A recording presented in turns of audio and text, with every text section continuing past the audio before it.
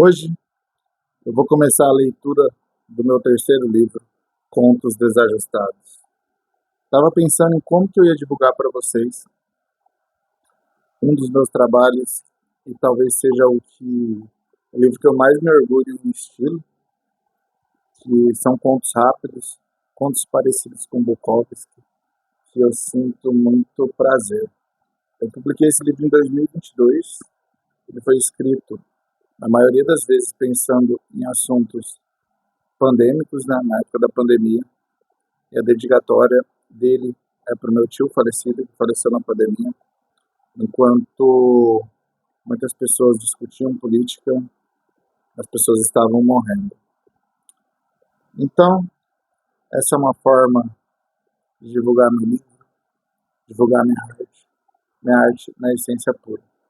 Se você acompanha meu canal, essa é uma faceta um pouquinho mais séria em mim, você vê que geralmente eu estou brincando bastante, mas isso daqui é uma parte um pouco mais séria, que eu divulgo a minha arte, que eu estudei muito para isso. E é claro, que não é perfeito, assim como nada é perfeito, mas é uma arte feita do coração.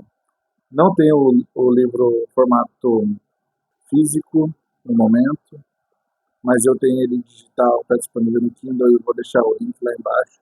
Então, se você tiver interesse de ajudar nesse trabalho, compra lá, tá? Eu tirei recentemente do Kindle Unlimited, que não fazia sentido para mim. Muitas vezes o autor ganha muito pouco em questão de páginas lidas e tudo mais. Então eu preferi tirar e deixar para quem quiser ler, que pague um preço, que é um preço justo. Não lembro exatamente quanto está, mas deve ser uns R$13, 13, R$14. Peço para você, a gentileza, que se inscreva no meu canal, curta, comente e compartilhe. O primeiro conto, eu vou ler aqui no meu Kindle, tá? Tem essa capinha bonitinha aqui, ó, da Marvel, chama Contista Desajustado. Mas antes de lê-lo, eu vou ler a dedicatória. Dedico esse livro ao meu tio Miguel, a pessoa mais pura que conheci na vida, e que infelizmente perdi na pandemia do coronavírus. Não poderia deixar de citar o meu pai Leonardo e minha mãe Sandra, que sempre estiveram ao meu lado, independentemente de tudo. A dedicatória também vai para minha avó Beca, que estive presente ao seu lado durante longos anos. Ela faleceu recentemente e deixou um marco para a família Del Trejo. Dedico este livro também a você que está cansado dessa sociedade desajustada. Foi um período difícil para mim, né, 2022. Não lembro exatamente quando que meu tio e minha avó faleceram, mas eram duas pessoas que moravam comigo, que eu convivi bastante, tá? A epígrafe: essas palavras que escrevo me protegem da completa loucura. Charles Bukowski, aquele que me inspirou em muitas coisas. Pela sua escrita chula, pela sua escrita extremamente verdadeira. O prefácio foi escrito pelo meu amigo Lucas Mota, e ele que fez o prefácio do Manipulador de Sonhos, que é o meu primeiro livro. Se você tiver interesse, também vai ter ali no meu Linktree, tanto Manipulador de Sonhos como 101 Poemas que você não precisa ler, que é outra conversa. Prefácio. Olá, aqui estou de novo, com mais um livro do Reinaldo. E assim será, meu grande amigo está lançando o terceiro livro de sua ainda jovem carreira. Jovem, mas multifacetada. Multifacetada, pois, em 3 livros, não ousou repetir a dose nenhuma. De início, tivemos o Manipulador de Sonhos, livro com um prefácio espetacular, foi ele que escreveu, né? Livro com um prefácio espetacular e com um texto ainda melhor, seu livro de introdução ao mundo da literatura. A obra que lançou Reinaldo no cenário cultural brasileiro, e que trouxe sua perspectiva de realismo fantástico para contribuir dentro das obras brasileiras. Uma obra que buscou reunir a prosa das últimas décadas com a visão do mundo vivenciada pelo autor já no século XXI. Em seguida, nada de romance, não no sentido literário da palavra, mas talvez no sentido etimológico. Seu segundo livro buscou traçar poesias escritas durante sua vida. Mais de 100 poemas, uma coletânea e tanto dos pensamentos, ora dispersos, ora atentos de meu amigo nesses diversos anos de amores, trabalhos, sofrimentos e alegrias que a vida nos traz. Não obstante ter um romance e um livro de poesia, aqui nos debruçamos com a terceira obra de Reinaldo, agora um contador de contos, um contista, um autor de histórias curtas, mais uma imersão de Reinaldo no mundo da literatura, dessa vez experimentando, como ele sempre gosta.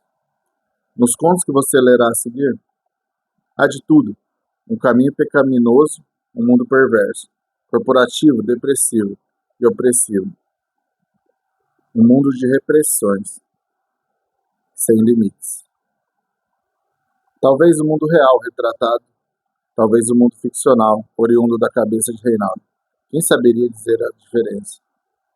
Seus contos trazem cenários conturbados, com cenas de cunho pesado e palavras de baixíssimo calão. É uma literatura combativa e afrontosa, com a literatura de prosa poética que nos acomete em autores clássicos. Mais próximo de Bukowski, Fante, Rembrandt e Zola, o linguajar é chulo. É o linguajar do pobre, do oprimido. Mas não que isso deprecie a obra. Talvez isso faça dela única, justamente por seu caráter cru, despido de qualquer esperança de um mundo melhor. Um mundo tão próximo do real que nos parece fantasioso. Uma linha tênue entre a loucura do cotidiano e a massiva realidade da vida. É um livro do homem comum, de gostos simples e pensamentos sombrios. Não um homem comum de Roth, já morto, tentando entender sua morte, mas um ainda vivo. E gente viva, como disse Reinaldo em seu primeiro livro, sangra.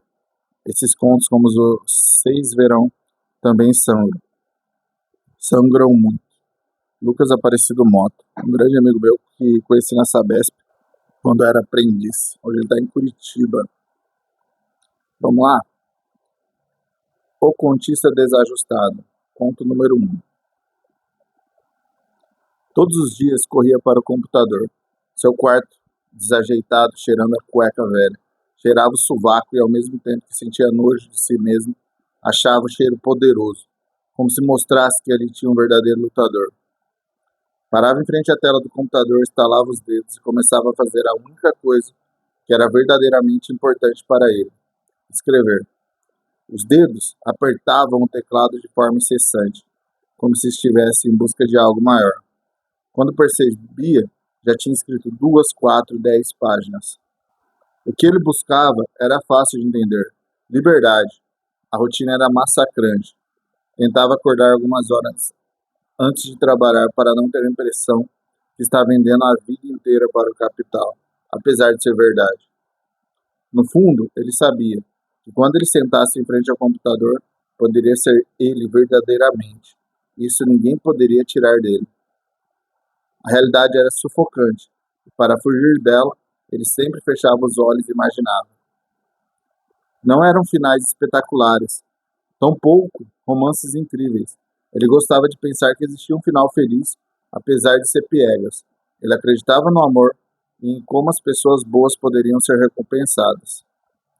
Em um mundo massacrante. Era ingênuo, é verdade, mas era isso que o mantinha vivo. Se perguntasse a ele qual era seu objetivo, ele respondia: ser reconhecido.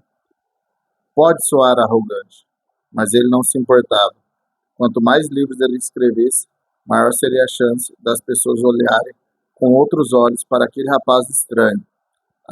Assim poderia ir além, viver mais do que os 70 e poucos anos que a expectativa de vida lhe reservava.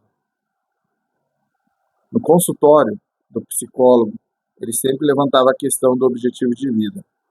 Ele tinha um bem concreto e que sempre queria fugir: ser um escritor conhecido. Pode ser que o reconhecimento demore 10, 20, 30 livros, mas um dia, neste mundo totalmente conectado, seus escritos chamarão a atenção da sociedade.